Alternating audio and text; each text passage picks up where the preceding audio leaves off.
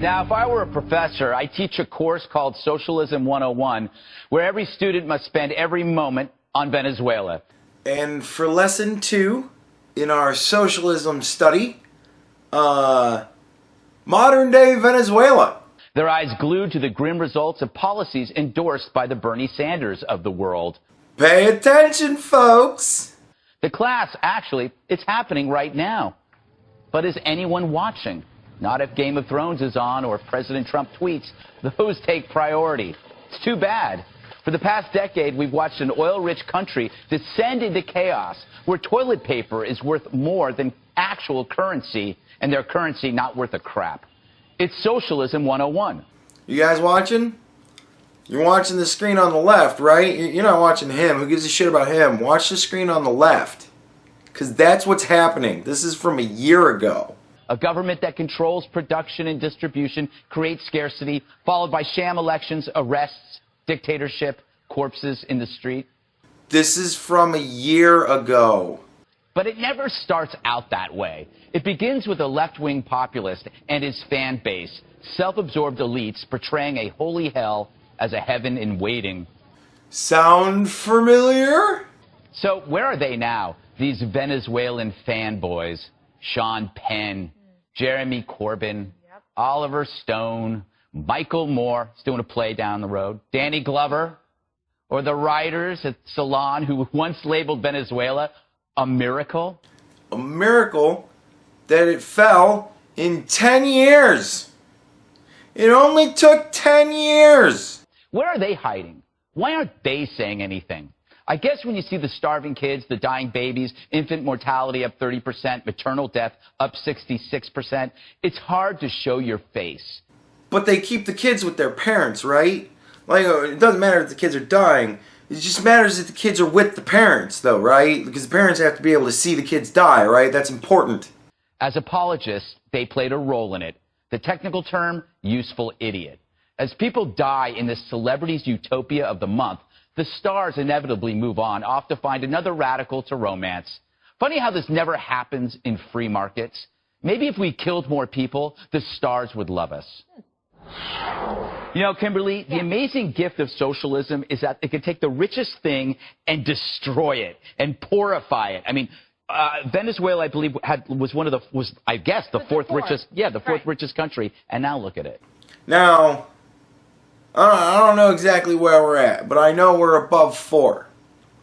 Now, don't live in a fantasy fucking land. That does not mean that we have enough money to be able to cope. No. No. It means that when we fall, it will be twice as hard and 1,000 times more spectacular. Are you kidding? Well, this is the problem, and you see that it kind of eats itself from the inside out into total, utter collapse. And you really now see the fruition of these policies result in a complete dictatorship in Venezuela. Maduro was able to accomplish that. When you think about the incredible oil reserves and economic advantages that this country has, yet so many people are suffering and persecuted, wrongly imprisoned, starving, without basic even supplies of milk for children. Again, don't live in a fantasy land. This doesn't mean that they could possibly even go and steal a gallon of milk. This doesn't mean that they could go to their neighbor's house and knock on the door and go, please, my child is starving, can you give us some milk? There's no food. They can't go to the store and even steal it because there's no fucking food at the store. That's what that means. You think it just means, oh, they don't have anything in their fridge. Nobody has anything in their fridge. Nobody! Or basic necessities to get through the day, toilet paper and whatnot. It's just... No. It doesn't mean they're staring at an empty roll. They're not looking at a cardboard core going, oh, I'm out of toilet paper. There's nothing to wipe your ass with. It's shocking when you see, and it's such a perfect textbook case example of these failed policies and what they can do to a once productive and thriving country, yet you see people hunger and thirst and celebrate this kind of socialism, yet it always leads to the same conclusion. Again, that is not innuendo. It always leads to the same conclusion. Bad. You know, Juan, why do people on your side, the people that I mentioned, always romance radicalism when they know that there's every example it ends poorly? Mm-hmm. It's not a joke. Every example it ends poor. This isn't fucking funny. Well, I don't know. In every example, it ends poorly. I think in most, I don't think there's any question. I read today that the average Venezuelan had lost 14 pounds since Maduro took office. I was like, wow, well, that's pretty sad because there's no food. Can you imagine that? Losing 14 pounds against your will. Try and lose 14 pounds over 10 years. Just try and do it. And keep it off. Like, don't lose it and get it back. Over 10 years, you got to lose 14 pounds and just be gone with it. The amount of work that goes into that.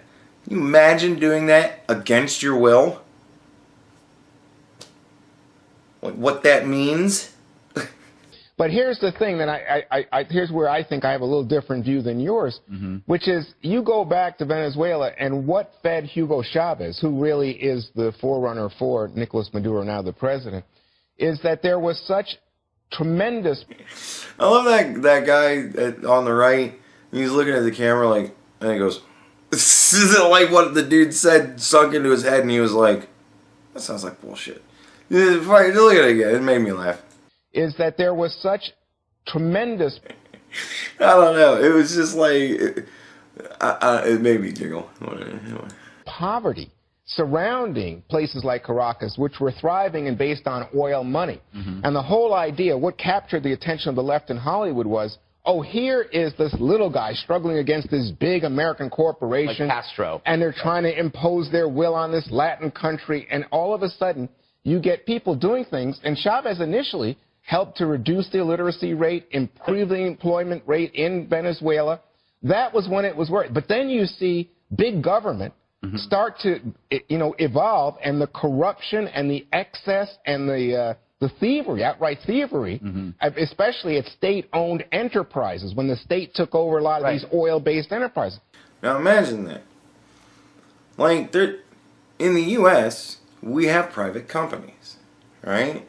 They're owned by people. Some of you may be business owners yourselves, right? I am, right? I'm a small business owner, I guess you could say, in some sort of manner.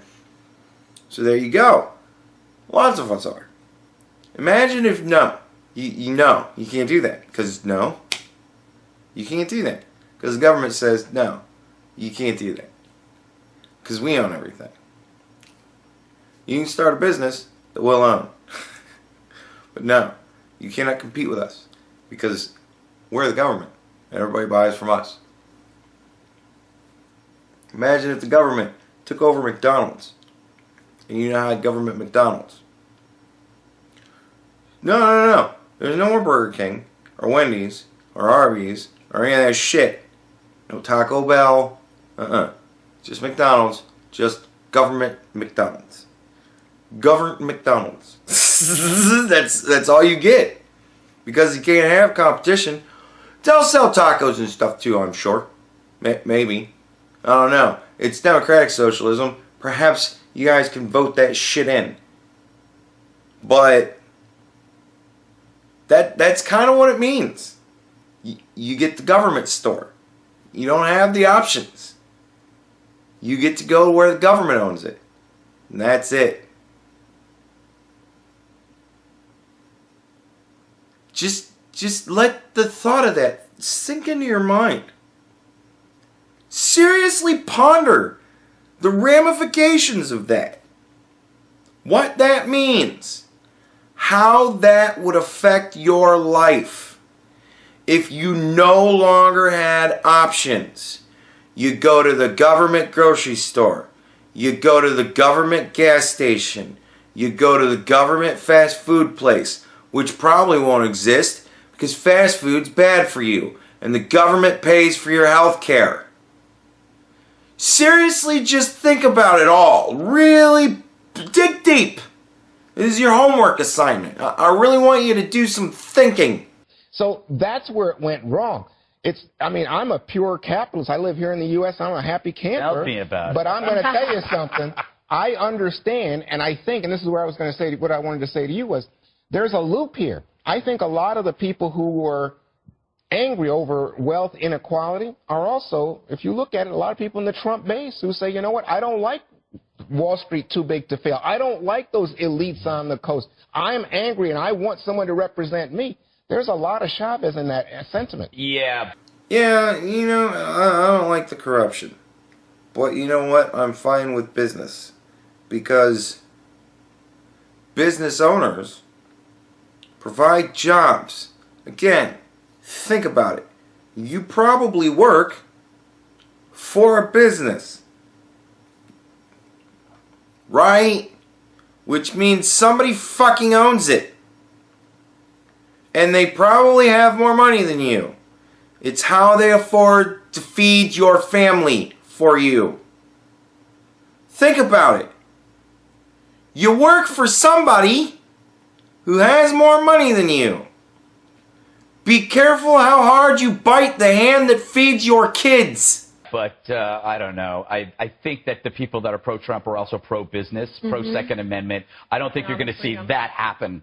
Not until they finally take everybody's guns away. Then, and only then can it happen. Just think about it. Chris, Chavez, Castro, Ortega.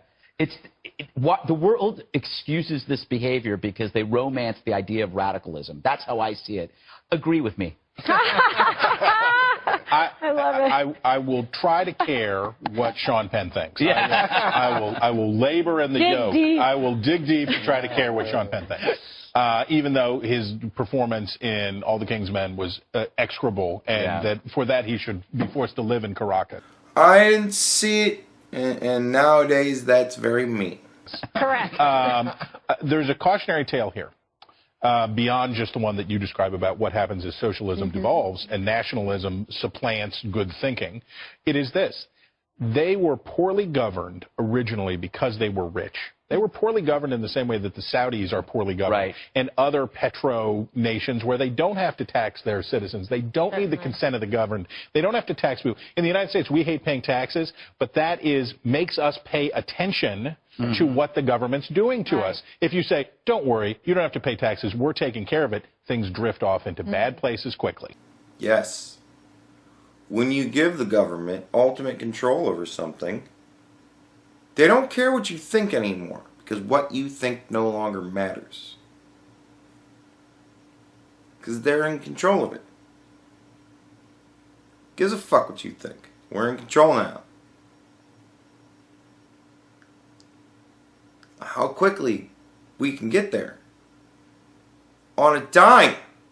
Right? And yeah, I'm looking at a large blown out example. Some of you may be saying, but just healthcare. We can just have the government run our healthcare, right? When you give them ultimate control, why the fuck do they care what you think? What are you going to do? Vote them out? So that other people can just get in and not give a fuck what you think? It's a very good point. Dana, let's say you got a 15-year-old sitting there, and you want to explain to that 15-year-old how come free markets are immune to this kind of chaos? Why does this chaos only happen in these governments? But for some reason, we're like well-oiled machines, even though we have our flaws. Right. We never, the flaws somehow correct themselves. It's because competition and private business ownership are very good things. Because you've always got somebody trying to make a better product. Or make it cheaper.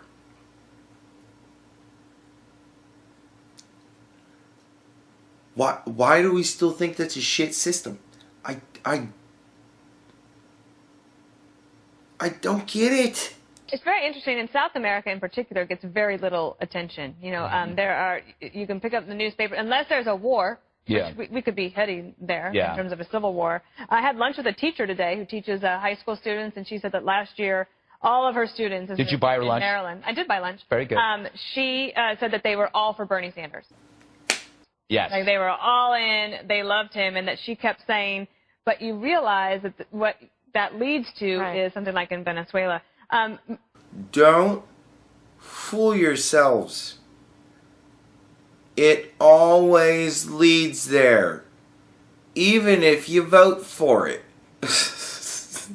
Like democratic socialism, man. What a fucking... What President Trump did this week in terms of the sanctions is actually very strong. Maduro is now one of 4 people in the world that are personally sanctioned. You can sanction countries or companies. So it's Kim Jong-un, Robert Mugabe, Bashar Assad, and now Maduro. That's quite a club. And it is. Wow. But I think the National Review called it the foursome from hell. Yeah. And the question, I think, that why would you lead with this? One is to teach the lesson of socialism, but also the United States really should care about what's happening there because... Pay attention, folks. This was 1 year ago. That is just south of our border. If you care about human rights, one, you should care. 2, you think we have an illegal immigration problem? Wait till there's a problem in South America, and then you'll see the attempts to overrun a border. Maybe that's why you have a wall. Sound familiar? The drug trade, it will allow us to proliferate. You also have human trafficking. Sound familiar? And not to scare people, but this is true, terrorists try to seek out jihadis to train in places that are unstable, like Venezuela, and Marco Rubio says that is actually actively happening there right now. Oh, I can believe it. I mean, that's frightening. Yeah, we just fuck vetting them, man. If they got kids, just let them into the country. Honor system. Yeah, great. Let's go to Mike Pence. He might have something to say about that. Oh. I don't fucking care what... No, I do care what Mike said. In recent days, we've seen the completion of Venezuela's collapse into dictatorship. Not only did the regime hold a sham National Assembly election, but on Monday night, the regime seized 2 prominent members of the opposition, Leopoldo Lopez and Antonio Ledesma, who are being held illegally as we speak.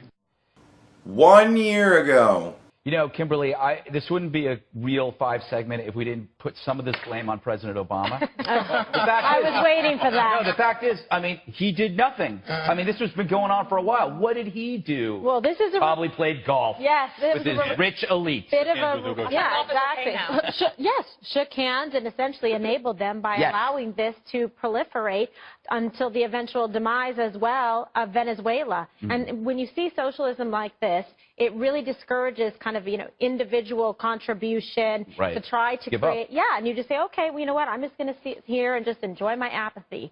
And if you think that shit isn't going to fucking happen with people here, guess why all of the college students who realize they don't have jobs out there just waiting for them, why is it that they all want socialism? I don't know. I'm just going to sit here and let the government provide for me because there is no built-in incentive for this society and for the structure to sort of put itself forward and save itself and also to encourage its, future survival. Competition is good, folks. That's why you see it kind of collapse in, and you see the dictatorships, you see people wrongly imprisoned and just people being shot on the street, people being killed for $5, or even just to buy basic necessities. She's not kidding. This isn't funny. This was a year ago. You think it's gotten better? Yeah. Well, what's interesting is now you have 40 countries, Greg, that are not recognizing this new assembly because the whole election was corrupt. Right. And even a company that was formed in Venezuela, which monitored and actually provided the computers for the election, said millions of votes just fraudulent, just out of control. But you have now an international coalition saying, we don't like what's going on in Venezuela. The question is, beyond saying certain Venezuelan potentates can't travel, what do you do? Because if you go after the oil, guess what? Then our $2.31 a gallon prices may go up. And this is also at stake in terms of the Russia thing. We're going to talk about that later a little bit. But again, that's an important leverage point, oil. And the question is, does Donald Trump, the president, and Vice President Pence, who we just saw, decide, what, we're willing to pay this price to fight against people that we think are corrupt? So who out there wants to see our president come out and say, we're going to war with Venezuela because we think they're corrupt? Who wants to go to war with Venezuela? To free Venezuela from socialism, while we have Bernie Sanders in our own country talking about how fucking awesome socialism is. The memes. Oh my God. I think that's why the natural gas industry, what we're doing in America is very important right now, and the fracking and trying to become less, dependent on unstable countries for their oil. Jesus Christ. It's almost like there's a method to the madness. You know how sad it is here, though. I have, friends and people that go to Venezuela and have lived there. They say that, I don't want you to be upset, Dana, but people are they're eating their own pets. They have nothing to eat. And that's how dire the situation is. Maybe people here will care about that. Right? Wow. Think about that. Again, they're eating their pets. What happens when the pets run out? Just think about it. Just mull it through your fucking head and figure out how could socialism in the United States, were it implemented, how could it go catastrophically wrong? Where would we be in 10 years? I mean, maybe they'll be upset about the pets. Pets. I'm just hoping the pets are chickens, because that's okay. I don't think that's I don't think so either. But though, if I were talking to, this is the perfect way to teach somebody about economics. The difference between free markets and socialism is decentralized economies. Like in a decentralized economy, if something fails, there's something else that succeeds. But if with a centralized economy run by a government, if that fails, it's over. You better hope you have a pet chicken. Yeah. Yeah. Competition is good, folks. I know it's tough. And I know you need to get up early in the morning. And you need to go out there and really get at her. But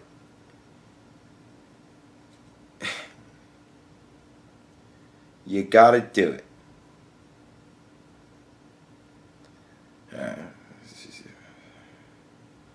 I talk about this so goddamn much. It's just, when I see now that socialists are getting fucking elected, it worries me. But I think we're done. I think this is enough. I think I've beaten this subject to death enough until the next one gets elected, and then we'll revisit somewhere else. But we're gonna move on after this. We're gonna do some different shit for a little while. Just because, goddamn, man, it's getting all serious again. Funny how that happens when I really dig into the real deep, complex issues that could potentially be spectacularly bad. It's amazing how morose it gets. We're gonna move on. We're gonna find some funny stuff. I promise. I'm sorry.